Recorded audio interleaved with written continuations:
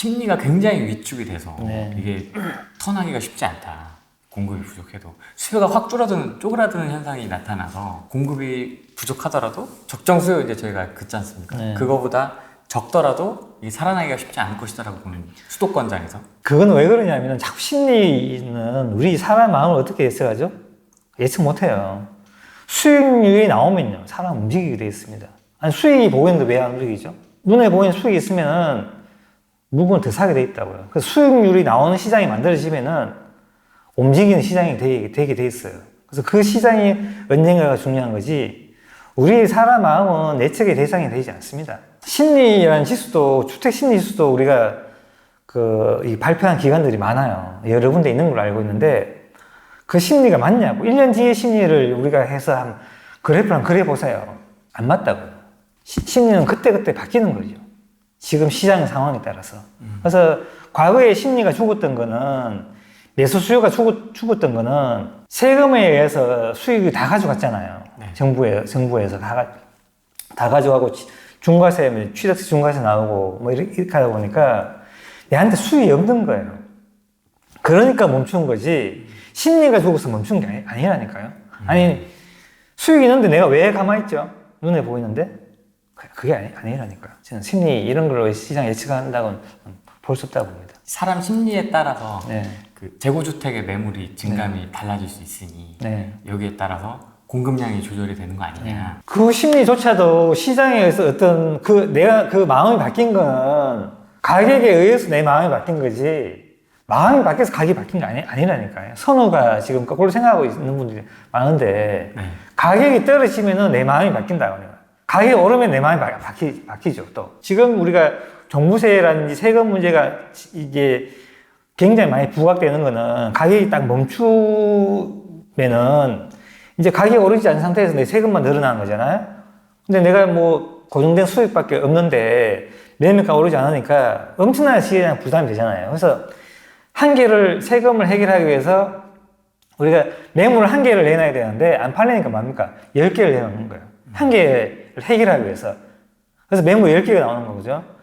그래서 이게 지금 가격에 의한 문제지 심리에 의한 문제는 아니거든요. 그래서 심리로 예측하는 거는 사실 굉장히 어려운 부분입니다. 그 가격의 어떤 움직임에 의해서 심리가 만들어지는 과정이지. 그래서 그건 아니라고 생각합니다. 그래서 심리로 미리 1, 2년 뒤에 우리가 2년 뒤에 우리 마음을 어떻게 예측하죠? 예측 못 하잖아요. 그래서 우리가 투자는 제가 볼 때는 2, 3년의 어떤 그 긴 틈을 보고 예측하는 거예요. 그래서 심리를 예측하시는 분들이 보면은 당장 떨어질 것 같으니까 막 떨어진다고 막 이야기해요. 그럼 몇 년 틀려요, 또. 근데 우리 같은 사람은 길게 예측하기 때문에 지금 사놓으면 몇 년 뒤에 오른다 이렇게 예측하거든요. 그래서 약간 달라요. 예측한 방법이. 그래서 저는 개인적으로 조금 길게 예측하는 쪽으로 조금 하기 때문에 3, 4년 이상. 네, 3, 4년 정도. 분양에서 공급까지 3년 걸리잖아요. 그래서 3년을 예측하는 게 가장 적당하거든요. 그래서 3년을 가지고 예측하기 때문에 당장 6개월, 1년 이렇게 시장 예측하는 건 저는 큰 얘한테 의미 없다고 보고 있거든요. 어차피 전세 놓거나 이러면은 2년, 4년 뒤에 매도해야 되기 때문에 예측의 그 기준을 심리로 잡지는 않습니다. 그럼 네. 소장님은 어쨌든 아파트는 수급이다. 수급이다. 수급이다. 네. 근데 이제 갑자기 지금 금리가 끼어들어왔다. 네. 엄청나게 외부 세게. 변수가 끼어들었다. 거기에 지금 그동안 사회에 있는 그런 규제에 의해서 약해진 힘에 의해서 같이 지금 나쁜 상황으로 몰려가고 있다. 이렇게 보고 있는 겁니다. 그래서 이제 갑자기 끼어든 금리와 우리 파월 형님 때문에 네. 이제 이런 하락장. 전 세계 다 주요 도시 하락하고 있잖아요. 우리도 우리 경제 이제 대국이잖아요. 우리도 똑같죠. 근데 이게 다시 수급 시장 가기 위해서는 시간 좀 걸리죠. 전월세 전환율과 월세 수익률, 월세 전세 가율 이런 것들을 해서 분석을 해야 되죠. 분석을 해야 이제 거기서부터 이제 시작이 될 것이다. 네, 시작된다. 그다음에 시작은 전세난, 전세난, 월세난. 월세난. 네. 에서부터 시작이 될 네, 것이다. 다시. 그리고 여기 이제 규제가 걷어지는 네. 시기도 되게 중요하겠네요. 중요하죠. 네. 왜냐하면 수익률과 관계 있으니까. 저는 다 없어진다고 보고 있어요. 다 싹. 네, 싹 다. 취득세 좀 제발 좀. 취득세도 없애줘야 되죠. 더러운 구멍 다 막아놨잖아요, 지금요. 지금 이제 조정지역 좀 풀리긴 했지만은 그걸로는 안 돼요. 반응이 없더라고요. 네, 반응 없어요. 네, 저는 그건 안 됩니다. 한번 이제 이렇게 시장에서 하락이 오고 이렇게 침체가 오게 되면은 다시 턴하는 데는 시간이 좀 걸리거나 힘을 모아야 되거든요. 근데 공급이 없는 곳은 빨리 모으고 공급 많은 곳은 시간 걸리고 이런 거죠. 그 외부의 위기니까 약간 금융 위기에 약간 이제 그런 위기하고 약간 복합된 위기라고 저는 보고 있는데 네. 우리가 98년도 IMF 위기 때에 비교할 수 없지만은 그걸 100으로 기준을 한다면은 지금은 그 강도의 한 30% 정도의 힘이 위기가 시장에 영향을 주고 있다. 저는 그렇게 느껴지거든요. 30 정도. 네, 제 느낌에는. 그래서 거기에다가 이제 기존에 이제 우리가 그 규제들이 막 킥킥이 있잖아요. 네. 그것들하고 복합해서 시장에 지금 위기를 주고 있다. 좀 그렇게 보고 있어요. 그래서 과거하고는 좀 같은 부분도 있고 다른 부분도 있는데 공급에 의해서 하락시키지는 못했거든요. 지금요. 많은 도시들이. 그래서 그 부분에 대해서는 좀 다르다 이렇게 보고 있어요. 공급에 의해서 하락한 게 이게 정석이에요. 전공법. 전공법을 하지 않으면은 뒤에는 더 큰 상승이 일어나거든요. 우리가 금융위기나 IMF 뒤에 큰 상승이 일어났잖아요. 우리가 옛날에 91년도 1기 신도시 때는 길게 하락했죠. 네. 오랫동안. 네. 그거랑 다르다는 거죠. 전공법이 아니기 때문에 지금은 이제 상승이 과거보다는 좀 길지 않을 거라 보고 있고요. 금리가 안정된다면 가정하에서. 그런 면에서는 지금은 위기의 어떤 크기는 크지만은 길이는 그렇게 길지 않다 이렇게 보고 있습니다. 길지 않다. 네, 길지 않다. 네. 이제 굉장히 긴 하락장을 예측하시는 분도 계시고 네. 이렇게 또 길지 않다. 네. 왜냐면 금리를 또 무한대로 올릴 수는 네, 없으니까요. 무한대로 올릴 수 없죠. 경제가 다 박살나니까. 네, 다 쫓아야 되니까. 그리고 이 건설 경기가 경제 부분에 큰 부분 차지하잖아요. 네. 그래서 경기가 나빠지면 또 이제 규제가 그치고 또 이제 경제 활성화를 하기 위해서 또 부양책이 나오니까 그런 것들이 아마 겹치게 되면은 상승장이 그렇게 물론 빠르게 오지 않겠지만은 그렇게 또 멀지도 않다 그렇게 보고 있습니다. 지방부터 저 먼저 움직일 거라고 보고 있습니다. 이 시장의 수요 공급에 대한 원리를 좀 잘 알면 되게 좋은데 이걸 정확히 몰라서 나오는 현상이라고 생각합니다. 이 시장은 잘 한번 보세요. 수요가 100이 있고 공급이 100이 있으면은 딱 맞죠? 딱 맞으면은 이 시장 돌아갈까요? 사람은 움직이잖아요.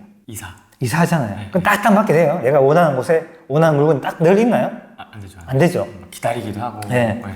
그래서 시장이 원활하게 돌아가려면은 시장의 물건은 수요는 100이 있으면요. 시장은 120이 130이 있어야 돼요. 약간 넉넉하게. 예, 그래야 돌아갑니다. 원활하게 돌아가요. 이게 원래 그래요. 근데 잘 보세요. 시장이 탁 멈추면 어떻게 될까요? 움직이지 않고 탁 멈추면은 30이 남는 거예요. 모두 다 멈추면은 30이 남습니다. 우리가 금융위기 때나 IMF 때나 보면은 위기가 오잖아요. 사람들이 일시적으로 멈춰요. 이사도 멈추고 많은 것들을 멈춥니다. 그때는 공급의 계획이 많은 것처럼 보여요. 근데 뒤에 다시 1, 2년 뒤에 움직이면 공급 없는 거예요. 마치 이런 거예요. 도로에 차가 굉장히 많이 움직이잖아요. 집에 다 주차하고 있으면요. 차가 없는 것처럼 보이죠. 움직임이 그렇게 많은 것처럼 보이죠. 그래서 우리가 이 시장을 잘 한번 보세요. 왜 그 적정 공급량 0.05가 안 맞느냐 하면은 이 움직이는 수요 때문에 움직이는 수요까지 우리가 스톱을 시키려면은 시장의 공급은 120에서 130이 돼야 되는 거예요. 그러면 시장이 멈춥니다. 그 멈추자마자 뭐 합니까? 30이 많은 거예요. 그러면서 과공급이 돼버리는 거예요. 그래서 이 주택시장은 어떻지 간에 이 주택시장은 불균형 시장이에요. 아무리 균형을 맞추려 해도 균형이 안 되는 시장이에요. 이 원리를 잘 이해하고 있으면 우리 늘 돈을 벌 수 있어요. 아, 그래요? 늘 돈을 벌 수 있는 거예요. 자, 한번 보세요. 시장 탁 멈춘 시장이 어디냐면 우리가 수요가 100이고 공급이 100이 있으면 되는 시장이 있어요. 멈춰 있는 시장 어디죠? 움직이지 않는 시장. 사람이 움직이지 않는 시장 있잖아요. 북한이잖아요. 움직이지 않죠. 움직이지 않죠. 이상 안 가잖아요. 집 평생 살잖아요. 그렇게 하면 돼요. 그렇게 하면은 120이 필요 없죠. 100만 있으면 되죠. 가만히 있으니까. 근데 우리는 움직이거든요. 움직이기 때문에 120이 필요한 거예요. 근데 잘 보세요. 120 팍 넣어서 딱 멈추잖아요. 멈추면은 시장에서 미분양을 막 만들면서 공급을 멈추게 한다고, 시장에서. 그러니까 20이 사라지기 시작한다고요. 누구에 의해서? 신혼부부에서 새로운 수요에서 20 사라져요. 다시 100이 되잖아요. 그때 움직이려면 잘 안 움직여요. 그러면서 매매가와 전세가가 같이 움직입니다. 근데 이 부분에 전세가 움직이지 않은 거는 임대차 이법에 의해서 시장에 4년 동안 멈췄죠. 멈췄습니다. 근데 우리 이 수요 중에서도 많은 분은 착각하는 수요가 뭐냐면 새롭게 늘어나는 수요를 되게 중요하게 생각하는데요. 그게 아니고요. 새롭게 늘어나는 수요가 시장에 머물렀다가 움직이는 수요가 더 중요합니다. 시장의 구조에 의해서 만든 수요인데 분양에서 입주라는 구조가 있잖아요. 그 구조에서 3년의 수요가 모이고요. 전세에서 수요가 또 모이죠. 그 수요가 모여서 움직이거든요. 전세 매매가가 일어나지 않으면요. 전세도 일어나지 않아요. 자, 전세에 거주하시는 분들이 있잖아요. 네. 그분들 누가 매수 수요가 와서 샀어요. 그분이 전세 수요가 나오죠, 밖으로. 나오면서 전세를 찾거든요. 그렇기 때문에 매매 수요가 줄면 전세 수요도 줄어요. 그래서 이번에 투자자의 진입도 막고 대출 유지하면서 매매 거래량이 엄청 많이 줄었죠. 오늘 또 우리 뉴스 나왔던데 역대 최저 거래량이 나왔다고 하더라고요. 아, 또요? 네. 그렇게 되게 되면은 매매 수요에서 전세 수요도 안 나오고요.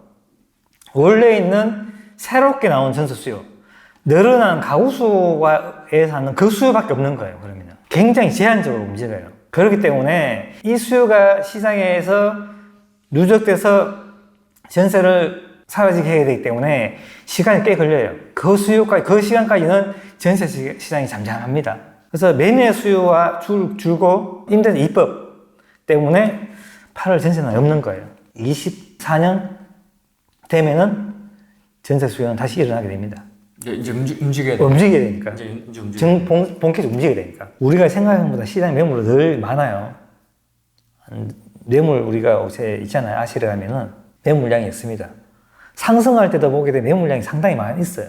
그 매물량은 뭐냐면은 움직여야 되기 때문에 있어야 되는 물량이잖아요. 근데 외부에서 물량이 더 들어오게 되면 그 두 개 합해서 시장이 무너지거든요. 네. 지금은 내부에서 움직여야 될 그 원래 매물대로 움직여야 될 물량들을 수요를 위축시켜서 만든 때문에 정상적인 시장 아니죠.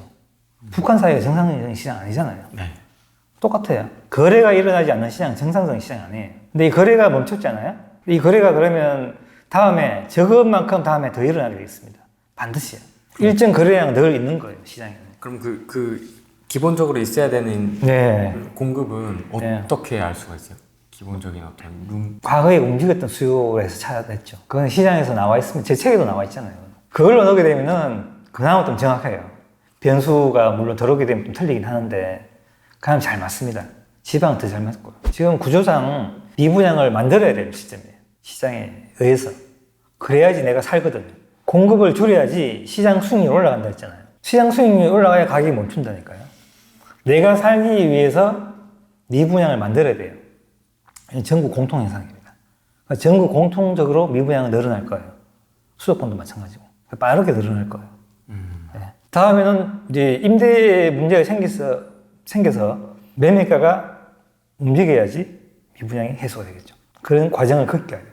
그러면은 시간이 좀 필요하겠죠. 빨리 공급을 차단해야 되죠, 시장에서. 그러니까 빨리 미분양 만들어야 되죠. 시장 그렇게 할 거예요, 내가 볼 때는. 사람들이 선택이 가격이 떨어졌기 때문에 미분양을 만들지만은 반대편을 생각하면 내 물건을 수익률을 올리기 위해서 하는 행동이거든요.